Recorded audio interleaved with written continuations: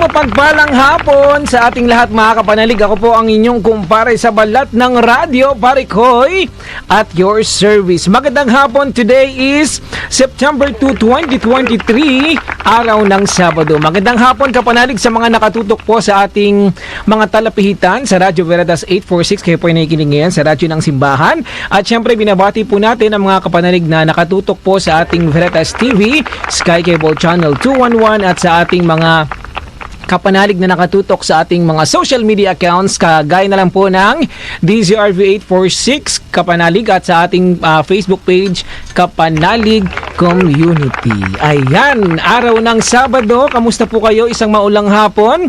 Live na live po tayo napanood dito po sa Veritas TV, Sky Cable Channel 211 at sa ating studio po. Live po tayo sa Veritas Tower 162 West Avenue, corner EDSA, Quezon City. Ayan, medyo malungkot po tayo ngayong hapon dahil mga kapanalig, ako lang po ang mag-isa sa... Napansin nyo naman po na wala pa akong kasama sa gilid. Kaya naman, Ate Camille, ayan, ingat po sa iyong lakad ngayong hapon.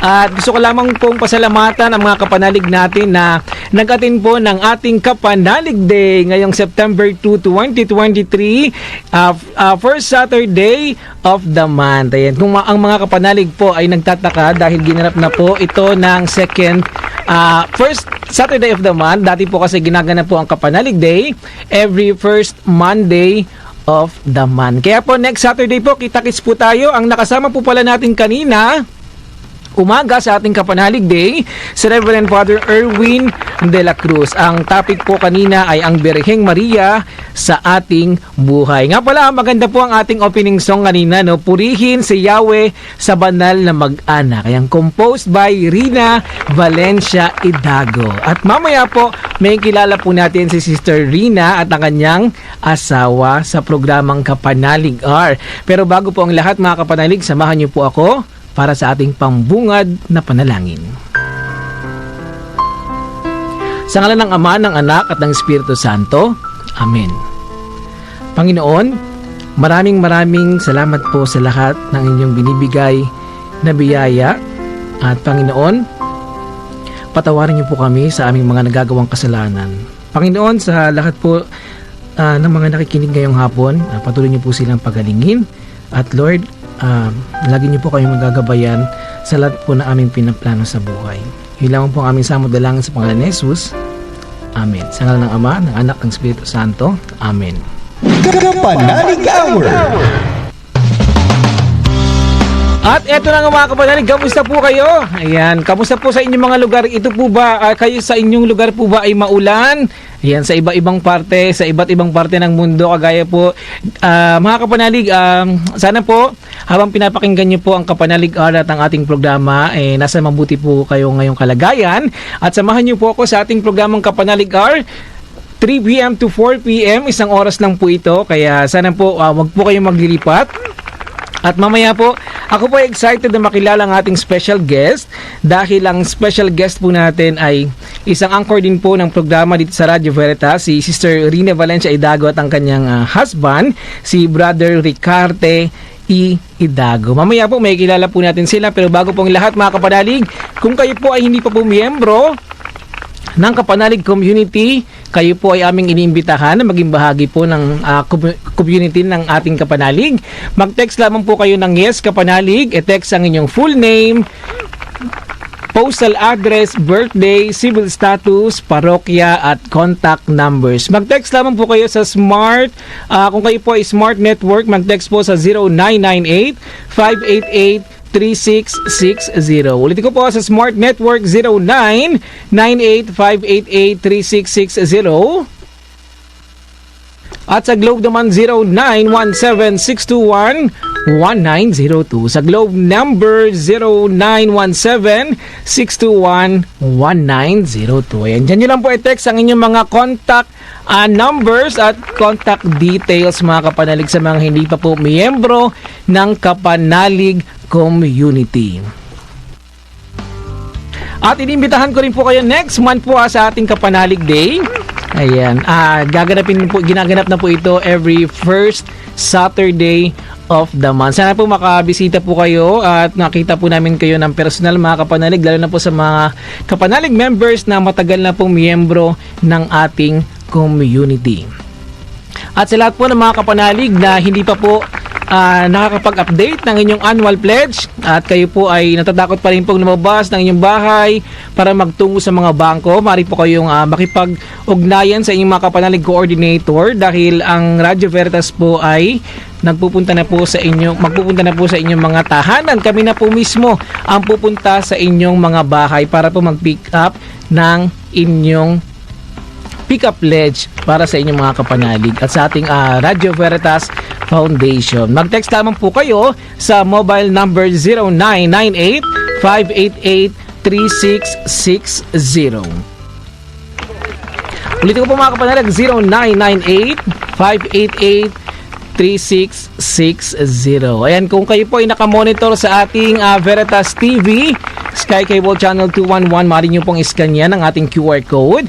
At sa mga nakatutok naman po sa ating mga social media accounts dito po sa Kapanalig Community at sa DZRV 846. Magandang hapon din po pala sa mga nakatutok po sa ating YouTube channel. Ayan, magandang hapon po, kamusta po kayo at sana po nasa mabuti po kayo ngayong kalagayan habang nakikinig po kayo ng programang Kapanalig R. Maaari po kayo mag-text at makisama sa ating talakayan sa mobile number 0918-837-4827. Ulitin ko po mga Kapanalig, 0918-837-4827. Sa ating pagbabalik, may kilala na po natin ang ating special guest ngayong hapon. Muli po tayo po ay nagbabalik sa ating programang Kapanalig R. Ako po inyong Kapanalig Goy Lopez, ang kumpare nyo sa balat ng radyo. Ayan mga kapanalig, bago po natin tawagan ang ating special guest ngayong hapon, gusto ko lang po ipaalala sa inyo no, last Saturday po nagkaroon po tayo ng programa din po na Kapanalig R. At syempre ang guest po natin si Sister Mary Grace and si Brother Lance Lazado. At ang topic po natin ay pananampalataya sa gitna ng pagsubok. Kung hindi nyo po naantabayanan or napanood ang ating programa last Saturday, maaari nyo po itong i-check sa ating YouTube channel, Kapanalig Community. Search lamang po yan, Kapanalig. There searchable naman po ang ating YouTube channel. At ngayong hapon, mga Kapanalig, napakaganda po ng ating pag-uusapan ng pagmamahal sa bukasyon. Ready na po ba ang ating special guest ngayong hapon? Ayan, ready na. Tawagin na po natin si Sister Rina Valencia Idago and Brother Ricarte Idago. Yes, amen mga kapanalig. Pari Koy, paggrasyang buong araw po sa gitna ng maulan. Ito po ang inyong kapanalig, Rina Valencia Idago. At ang aking pinakamamahal na kabiyak ng puso, si Brother Rick. Ang magrasyang araw din po, mga kapanalig, lalong-lalo na po kay Pari Koy. Ayan, isang magrasyang hapon sa inyo mga kapanalig. Sister Rina and Brother Ricardo. Bago po tayo mag-umpisa, meron po ba kayong gustong batiin? Yes, sa ngayon po, naka-tune in ang ating mga kapanalig mula sa beloved gifted of the Sacred Heart of Jesus at ang aming pamilya sa Lupao, Nueva Ecija. Ganoon na rin po sa Pampanga. Si Brother, meron po bang gustong batiin, Brother Ricarte? So, magandang hapon po sa lahat ng naka-tune in ngayon at nawa po ay nasa mabuti kayong kalagayan. Bagaman at malakas ang ulan, ay sana safe ang lahat. Amen. Ayan, amen. Ayan, kami po excited na, Sister Rina and Brother Ricarte, sa inyong ibabahagi ngayong hapon at sa ating mga katanungan. Opo. Sister Rina, Opo. Kamusta po kayo? Mabuti for the Lord. Ayan. Kumbaga, sa ngayon, lahat tayo ay kaakibat ang problema. Mm-hmm. Pero kung sa Panginoon, lahat ma-beauty. Amen. Amen. Ayan na. Brother. Amen, amen. Sa lahat po ng mga kapanalig na nakatutok po, maaari po kayong mag-text sa ating text line 0918-837-4827. At ang pag-uusapan po natin ngayong hapon, pagmamahal sa bukasyon. Alamin natin kung ano nga ba ang bakit nga ba konektado itong topic natin sa ating mga guests ngayong hapon. Bali, Sister Rina, meron lang po akong katanungan sa inyo. No? Gaano na po kayo katagal bilang isang tagapaglingkod ng simbahan?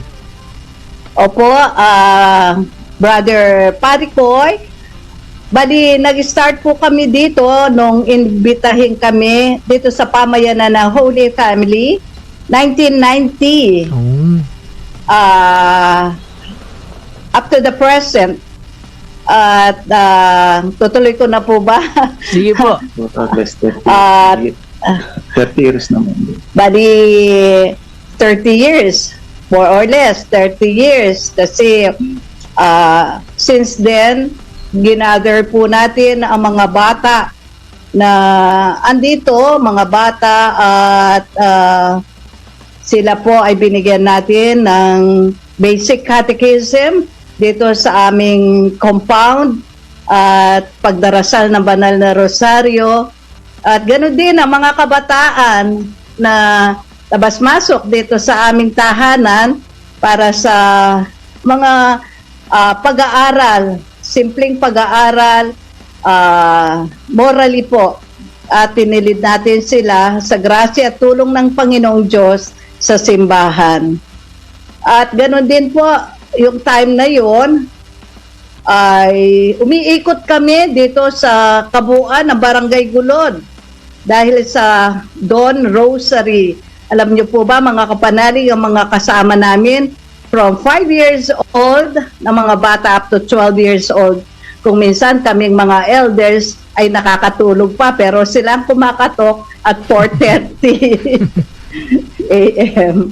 Maaga po yan, Sister, no? Opo, yun po ang umpisa dito, 1990s. At salamat din po sa pagkakataon. That time, 1990, na tinawag kami ng Panginoon, ay may fundraising kasi chapel pa lang noon ang Holy Family. At ako po ang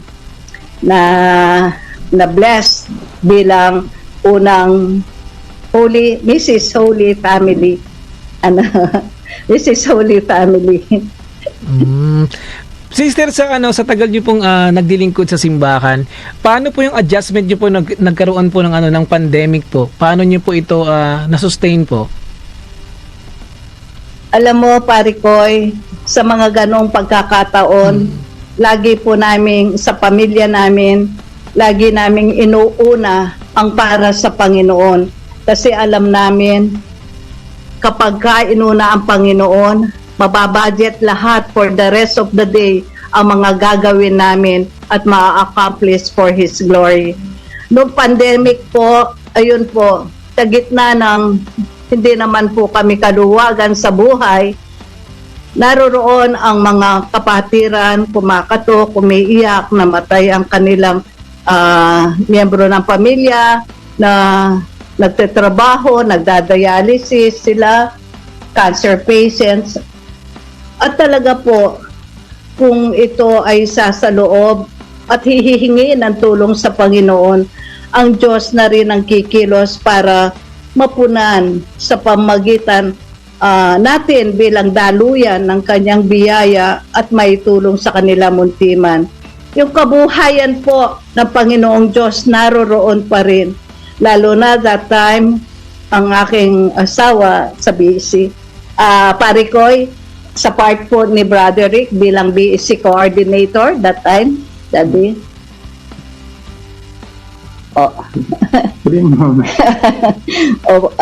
Yun po, talagang yung pagtulong na sama-sama mula nga po sa Acts 4:3-2, kagaya ng mga early Christians, sa gitna ng kahirapan ng buhay, kung tayo ay nagtutulong-tulong na may pagmamahal, lahat po ay maiibsan, lahat po ay gagaan, at ang ating sentro ay mabigyan ng karangalan, kapurihan ang ating Panginoong Hesus Kristo. Sabi nga, when you give the best sa gitna ng ikaw rin ay salat, pero meron kang maibibigay sa higit na nangangailangan. Kaya yun po ang naging role namin nitong pandemic, tumulong at humingi ng tulong, lalo na po sa mga miyembro nga ng Beloved Gifted of the Sacred Heart of Jesus. At sa kapatiran. Amen. Wala po talaga imposible, no, Sister Rina, no? Kung tayo po ay mananalangin at talagang gagabayan tayo ni Lord sa lahat po ng mga plano natin sa buhay kahit pa maraming pagsubok. Yes, in everything we do, mga kapanalig, totoo po, unahin natin ang Panginoong Diyos and God will do the rest. Amen. Ito naman po, question ko po kay Brother Ricarte. Brother, kayo po Brother Rick na lang, pare ko. Kuya Rick na lang. Kuya Rick, ayan. Kuya Rick, kayo po ay matagal lang. Presente naman ng complete Opo. name. Yes po. Bali, Brother Rick, kayo pong mag-asawa ay napaka-aktibo po sa simbahan. Ano po ang pinagkakabalahan nyo naman po kapag hindi po kayo nagsiserve sa inyong parokya?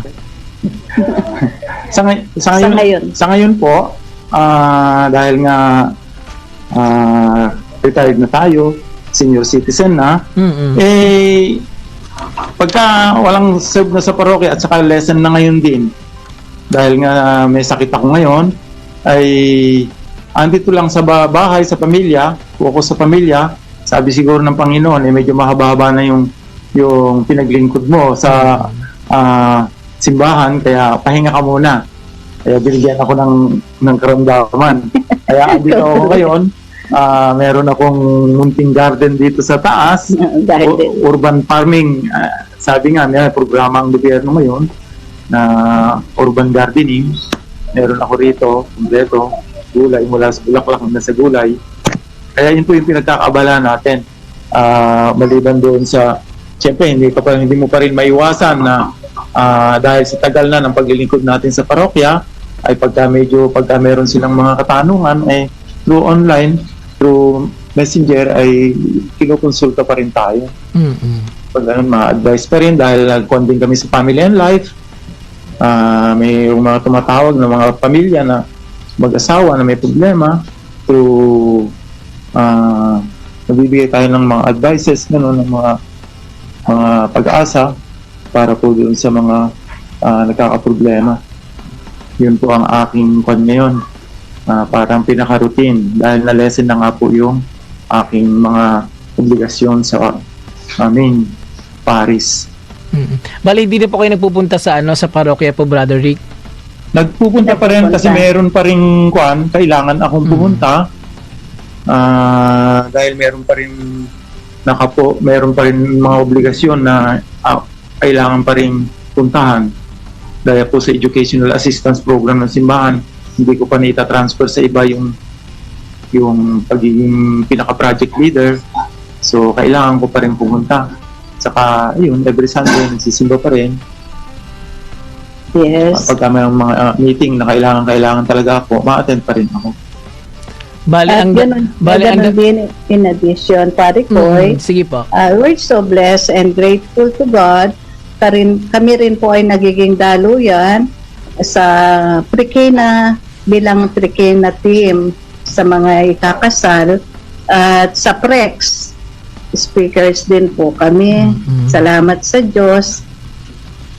Ayun po. At siyempre, dati rin po kasi akong Paris coordinator ng Charismatic Renewal Movement. Kaya yung paggabay sa kanila, bagamat medyo nagdistansya konti, naroon pa rin. Kailangan, kumbaga, tulong-tulong pa rin sa gitna ng may kahinaan na rin ang aming katawan. At nakita mo naman, pare Koy, yung biyaya ng Diyos, nakakapag-serve pa rin ako sa Radio Veritas. Praise God, live Yes, amen po yan, sister. Opo. Ayun mga kapanalig, mamaya po, mas kikilalanin pa po natin ang ating special guest ngayong hapon sa pagbabalik po yan ng ating programa. Yan at muli po tayo nagbabalik sa ating programang Kapanalig R at kayo po rin po ay nakikinig sa Radyo Veritas 846, ang radyo ng simbahan. At kayo naman po ay nanonood sa ating Veritas TV, Sky Cable Channel 211 at sa ating mga social media accounts DZRV846 at Facebook page Kapanalig Community. Ayan, magandang hapon po. Ayan, sa mga bagong bukas pa lang po ng inyong mga talapihitan. Kamusta po? Ayan, ano po ang inyong ginagawa ngayon sa mga nanay po ba, ng mga naglalaba po dyan na nakikinig pa rin po ng Radyo Veritas at walang patayan ang mga radyo? Madalas ko pong naririnig yan sa ating mga Kapanalig members po na lagi po nilang binabahagi na every time na nakikinig sila ng Radyo Veritas ay wala na pong patayan ng radyo hanggang sa makatulog, sa pagising, kasama po nila ang programa po ng Radyo Veritas at ang ating istasyon. Kaya naman sa mga kapanalig natin na pumutok na po ang mga radyo. Ayan, kanina po nagparapol po kami, speaking of radyo, nagparapol po kami kanina ng digital radio. Congratulations po sa mga kapanalig po na nanalo po sa ating raffle sa ating Kapanalig Day. Pero bago po natin balikan ang ating special guest ngayong hapon, batiin po muna natin ang ating mga kapanalig na nakatutok sa ating Facebook page dito sa Kapanalig Community. At kung kayo po mga kapanalig ay nais po magpabate, ayan, text nyo lamang po sa text line 0918-837-4827. Ulitin ko po, 0918-837-4827. Mag-text lang po kayo at magpag-greet at babatiin po natin yan sa ating text line. At dito po muna tayo sa ating Facebook page, Kapanalig Community. Magandang hapon po kay Kapanalig Norberto Capule, kay Kapanalig Warren Gumangan, kay Kapanalig Estela Mabalot. Sabi niya magandang hapon po Pare Koy Lopez at sa guest nyo ngayon. At magandang hapon din po kay Kapanalig Esther Jane Jacob. Proud of you, Brother Ricarte and Sister Rina. Talagang faith in action. God bless. Ayan.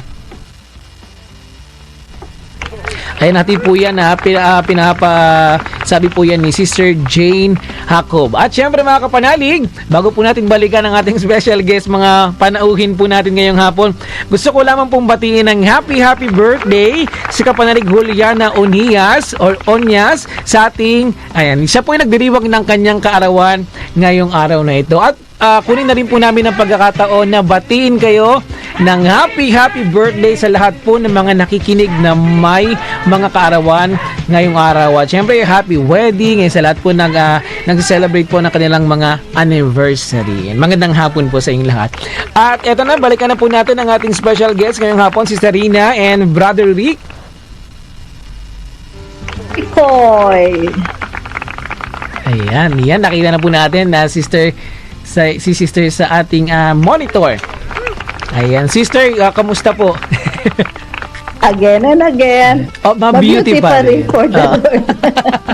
Gusto ko yung ma-beauty pa rin. Totoo yan, no? Alam niyo po mga kapatid, gusto ko lang pong share, isa sa mga napapansin ko talaga pag ang mga kapanalig na laging nag-serve sa simbahan, ito yung mga taong malalakas kahit may edad na. Talagang hindi nakalata yung may edad sa boses. Kasi naano ko po yan pag may mga kausap pong kapanalig, ako po yung tutuwa kasi sinasabi nila, minsan tinatanong ko talaga minsan kung ilang taon na, tapos sinasabi nila mga 80 plus, pero yung boses nila talagang lively, graceful. Ang sinasabi ko po sa kanila na, siguro po si sir, kayo po ay nagsaserve sa simbahan, na tama naman po ako dahil ganun po talaga ang mga kapanalig na nagsaserve sa simbahan, laging masayahin kahit maraming problemang pinagdaraanan.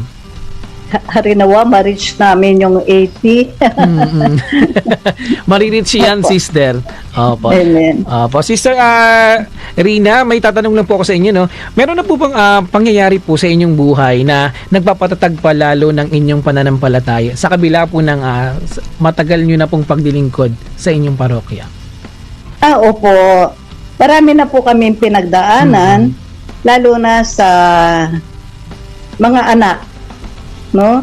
Maraming pagsubok. Ngunit ang nakikita namin dito, yung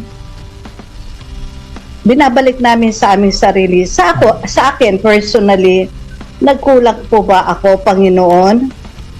At talagang ang Diyos ang makakapagsabi na sa gitna ng lahat ng ginagawa ko, Diyos pa rin ang may hawak sa puso ng mga anak.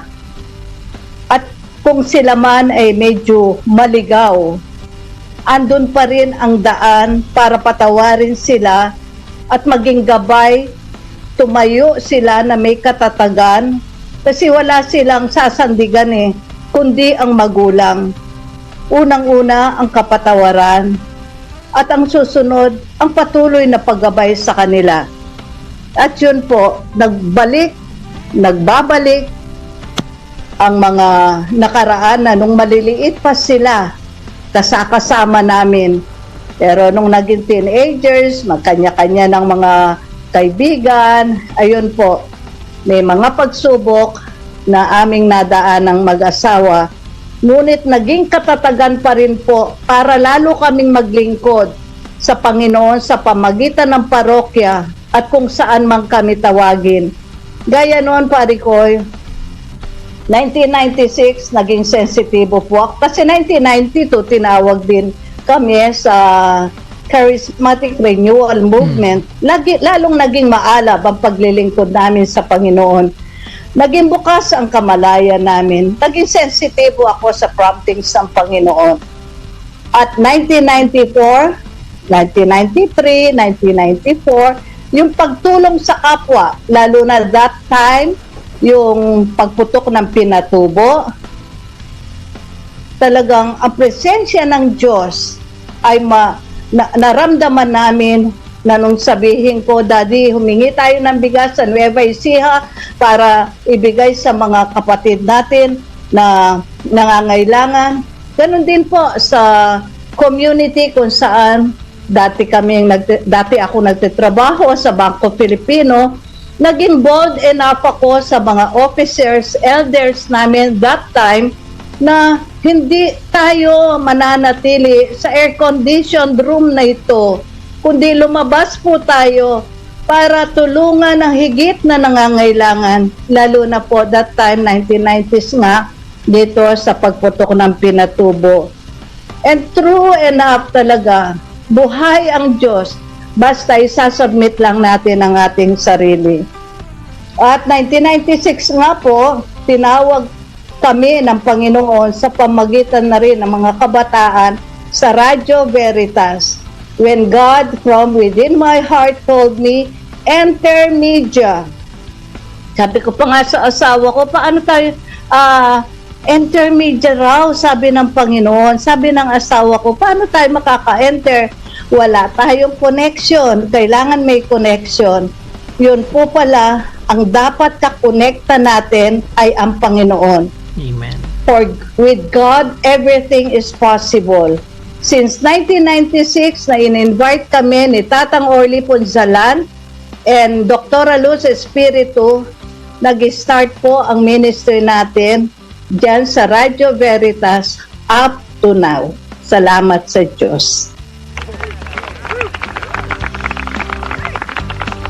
Sa inyo pong mag-asawa, ano po yung hindi niyo po malilimutan na pagsubok na talagang kinaya niyo pong dalawa at hinarap? Yun lang nga po siguro yung nangyari sa aming mga anak. Dahil parang nung panahon na yun malaking katanungan din. Dahil nga active na kami sa paglilingkod, simbahan, sa mga ministries, communities, sa outreach kami. Pero yun nga, actually, apat ang aming anak, 3 yung nadapa Kaya sa pananampalataya talaga, nasubukan kami nung panahon na yon. Kasi, yun na nga, mag-rewind lang po siguro tayo kasi dito sa aming parokya, simula nung may talaga ito ang aming parokya, ang Holy Family, 1997, ay nasimulan ko po, bali ako po yung buhay na saksi ng paglago ng aming parokya hanggang ngayon. Kasi ako po yung chapel president noong panahon na yon. Kaya noong magkaroon ng eleksyon ng officers ang parokya, ay nasama ako dun sa pastoral council bilang treasurer at saka yung pinaka temporalities, wala pang Finance Council noon. So ako lahat ang nag-asikaso at ang aming mga anak naman ay kasama namin lagi sa simbahan. Tapos lahat ng formation ay dinaanan. Nagbibigay din kami ng formation dahil member din kami ng Couples for Christ that time. Lay minister po ako. And then halos sa simbahan talaga kami nakakuan. At ang aking kumpanya noon na pinapasukan 1997 ay nagsara. Kaya nag full time talaga ako simbahan. And then yun yung ang aming mga anak ay kilala sa simbahan din na mga active leader ng mga youth ministries. And then sa eskwelahan din ay sila yung nasa honor students dahil naging PTA president din po ako ng General PTA ng almost 10 years dahil subaybay ko po silang lahat. Kaya po nung panahon na naging PPC chair na rin ako, nung panahon na yon ay halos hindi namin matanggap mag-asawa. Yun nga yung paano na to yung ating paglilingkod na ang ating mga anak ay ganito. Yung po bang gano'n? Talaga nag-challenge po yung aming pananampalataya nung panahon na yon. Kaya po, yun po yung napakalaking pagsubok na nagpapasalamat naman kami sa Panginoon dahil hindi naman, sa ngayon po, ay kumbaga sa kanis, napagtagumpayan na. Amen. Natapos lahat po ang mga pagsubok na ito na hindi kami pinabayaan na mahiwalay sa simbahan. Hinarap din po namin lahat ang mga kumbaga sa kahit na nahihiya ka ay nagtutok ka pa rin. Naging positive po na ngayon po ay nagagamit namin para maging inspirasyon Yes. ng mga bago pa lang na nagpapamilya sa pamamagitan po ng pagiging speaker namin sa PREX nga ngayon na ibibigay namin yung aming karanasan at ito ay nagiging positive, lalong tumitibay pagkatapos po ng mga pagsubok na ito ay lalong tumitibay ang aming pananampalataya. Yun po, Brother Paricol. Ayan. Ako po, Yes, pare Koy. Opo. Sister Rina and Brother Rick, ako po ay talagang nakikinig po talaga sa inyong pagbabahagi. Natutuwa po ako dahil isa po talaga sa challenge na bilang isang magulang kung paano magagabayan ang inyong mga anak pagdating ng panahon na sana mapunta sa magandang daanan, lalo na kung ang mga magulang ay naglilingkod din sa simbahan. Opo. Yes, pare Yun ko. ang pinaka-challenge sa atin. At makikita naman po namin sa ngayon, sa tulong ng Diyos, may kanya-kanya na silang pamilya, sila na ngayon ang gabay. At ang kanilang mga naranasan ay nagiging, teaches them a lot na yung experience nila, siyang nagtuturo sa kanila para magabayan ang kanilang mga anak, ang aming mga apo. May 11 apo na po kami. Ay, wow. Sa 4 na anak. At pare ko, may time pa ba? Meron pa, mahaba pa, sister. Oo. Itutuloy ko lang, isa pa na pagsubok. Sa ngayon, yung pong pagka-diagnose kay Kuya Rick, Una, bali, pangalawa na ito. last year, na-diagnose na stage 4 cancer sa esophagus. Pero, kumbaga sabi ko nga, no need to ask God, to question God. Pinamamahinga lang. It has a good purpose pa rin. Kaya ganoon. Kasi wala naman po siyang bisyo, wala naman po sa pamilya na nagka-cancer. Pero sa pamagitan din po ng pananampalataya natin na ang Diyos ang tanging manggagamot, ay tuloy pa rin po ang gawain sa pamayan ng ating ginagalawan at kung saan ang Diyos sinatawag tayo. Lalo sa ngayon, yung mga nagdurusa rin na bagamat, sabi ko nga, ang asawa ko ay may ganitong karamdaman, kakatulong pa rin po tayo sa higit na nangangailangan, lalo na sa mga batang may mga cancer, nabibigyan tayo ng pagkakataon na sa mga nagdurusa na higit na nangangailangan, lalo na yung hindi pa nakakakilala sa Panginoon, sa ganitong pamamaraan ay patuloy natin silang maggabayan sa Panginoong Diyos. Ayan. Mga kapanalig, no, mamaya po, bibitinin ko lang po kayo na magbabalik po ang ating programa. Ayan, at muli po nagbabalik ang ating programang Kapanalig Art. Kasama niyo pa rin po ang inyong kumpare sa balat ng Radyo Parikoy at your service. Ayan, sa lahat po ng mga bagong bukas po lang po ng mga inyong talapihitan, kayo po ay nakikinig sa Radyo Veritas 846, ang radyo ng simbahan. At ang pinag-uusapan po natin ngayong hapon, pinag-usapan po natin ngayong hapon, mga kapanalig, na talagang masaya dahil ito po ay pagmamahal sa bokasyon. Dahil sa kabila po ng mga problema ang pinagdaraanan po natin, handa pa rin po tayong magbigay ng panahon at oras sa pagmamahal sa Diyos at paglilingkod, lalo na po sa ating mga parokya. At ito na, mga kapanalig, gusto ko lang po muna batiin ang ating mga kapanalig na nakatutok sa ating DZRV 846. Ayan, magandang hapon bago po natin balikan si Sister Irina and Brother Rick. Magandang hapon po kay kapanalig Marisa Ferrer. Ayan, kay Magdalena Martin, Perlita Mokia, kay Sister Amanda Sagmit, kay kapanalig Hilario Chan. Ayan, happy birthday po kay Father Jose Miguel Tan. And happy birthday po, Father Jose Miguel. Ayan, bagong install na Kura Paroko ng St. Gabriel Parish, Malaya, Pinilla, Rizal, at kay Lorenzo Chan. Magandang hapon po kay kapanalig Eulalia Soberano.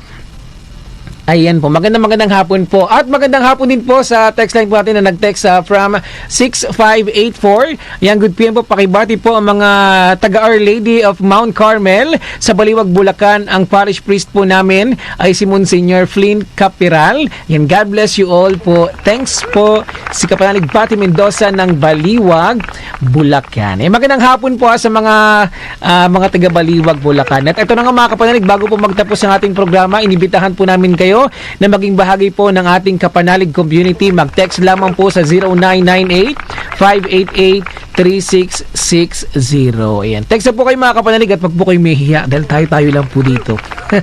So, eto na po. Balikan na po natin ang ating mga panauhin, si Sister Irina and si Brother Rick. Yes.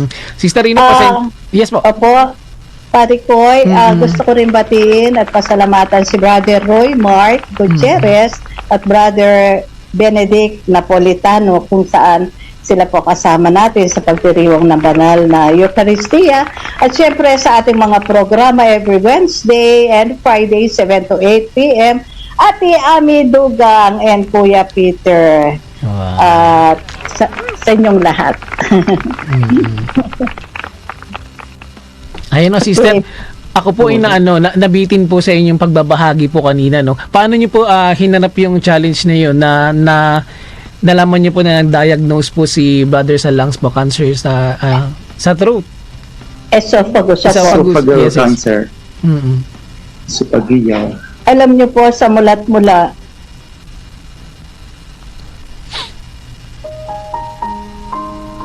Tanggapin lang. hindi ko pa po kilala ng lubusan ng Panginoon. Alam ko may Diyos. Kaya yung mga ganong pagsubok, lagi po ako nananahimik, talking to God from within my heart. Ayun po, na para sa akin, lahat mamamatay.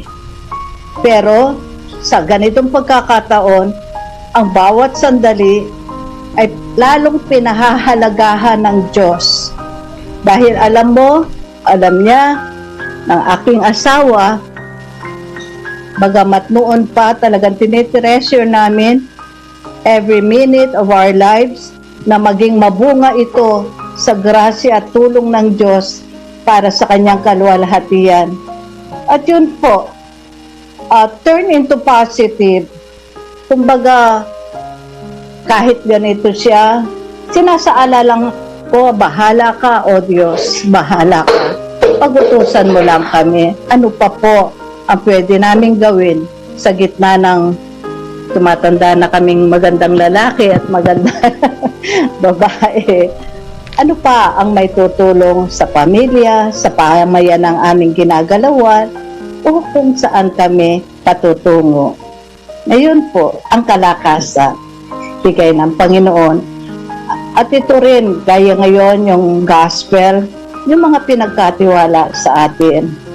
Yun naman po ang ginagamit namin, yung mga regalo niya, the time, talent, and treasure, na hindi dapat sarilinin, bagkus ibahagi ito sa higit na nangangailangan at akayin sila tungo sa kalooban ng Diyos. Magiging magaan ang buhay. Hirap man, may krus ka man na dinadala, nagiging magaan. Tatanong sa inyo, no? Ano po ang gusto Okay niyo pong ibigay na mensahe para po kay Brother Rick? Ako na. Sister Rina po. Sister Ako Rina. ba? Yes po, Pare yes ko? po, ikaw po, Sister Rina. Si mensahe. Kasi, Sige, si Brother Rick muna. Ano pong gusto niyong mensahe o ibigay na mensahe? Pare Koy. Opo.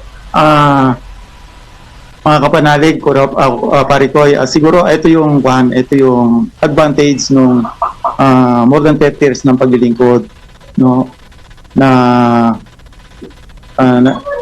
yung sa dami ng naranasan kong, hindi lang sa akin, sa dami ng naranasan kong mga natulungan na nagkaroon din ng karamdaman, sinasamahan ko sa PGH, mga dinadalaw ko, ay ito siguro yung ito yung naman ng Panginoon na binigyan ako ng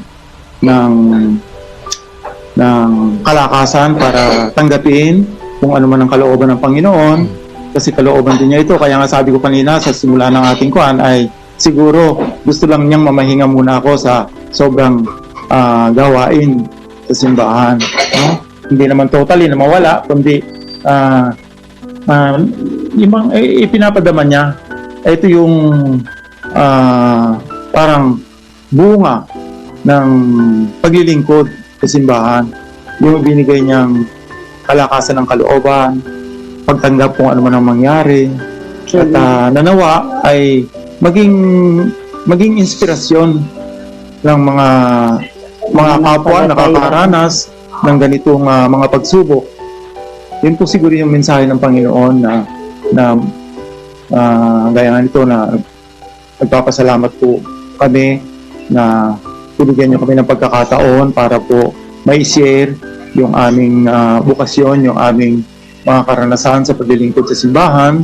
Pagkaman at hindi nga po natin pag-usapan ng totally, ay andun po yung mensahe na ang lahat ay mapagtatagumpayan basta huwag ka lang kakalas sa Panginoon. Amen.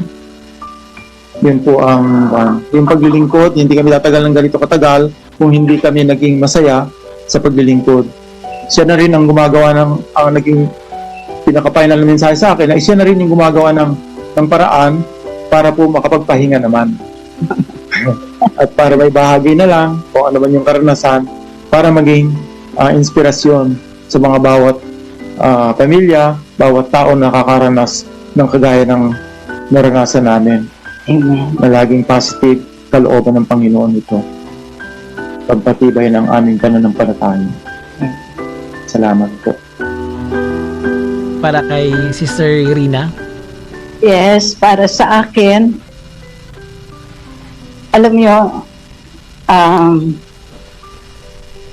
marami rin kami pagtitiis na mula nang mag-boyfriend kami ni Daddy, 7 years, no? Tapos 43 years na kami ngayon, sa grasya at awa ng Diyos, bilang isa, sa ngalan ni Jesucristo, more than 50 years. Ang masasabi ko sa asawa ko, he is one of the greatest gift that God has given me. Una, ang buhay. Pangalawa, binigay siya sa akin, sa aming pamilya. He's my hero. Salamat po, mga kapanalig. We love you. Pare Koy. Ayan. Ayan. Thank you po Sister Rina and Brother Rick sa pagbibigay po ng pagkakataon na maibahagi po yung kahit kaunting kwento ng inyong buhay po dito sa Kapanalig R. Meron po ba kayong maikling mensahe po para sa ring mga kapanalig po? Opo, oo nga po pala, alam nyo, hindi po kami ang gumawa, kundi kamay ng Diyos. Visit us on YouTube, Rina Valencia Idago, One Heart, One Mind in Christ. Dito po, somebody uploaded the videos na mga activities, even the love story namin ni Daddy, nasa YouTube po. Hindi para sa amin, but to glorify God sa lahat-lahat. Siya ang nanguna, hindi ko sukat akalain na ako mismo, ang desire ko noon, mapanood kapag ka namatay na ako, mapanood sa lamay, pero pinasok po sa YouTube. Mga kapanalig, kapag ka meron po kayong time, please visit us.